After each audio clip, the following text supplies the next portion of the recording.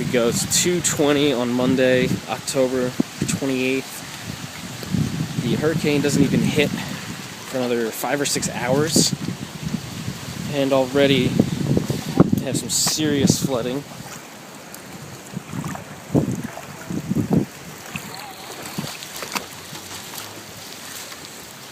All comes down the hill around his house into the drainage pipe under the street, comes out right here, and you can see my yard.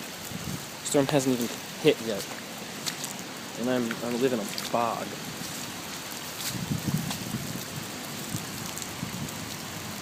This is going to rip this fence down later when sticks and leaves and branches accumulate and press up against that and rip it down. This is just like a flowing stream right here.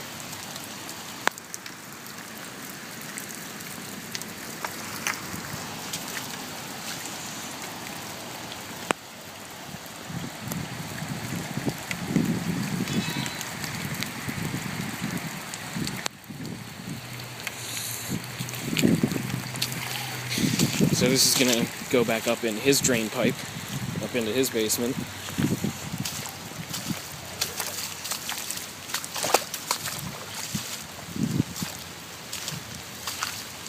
As you can see, this is just rushing by.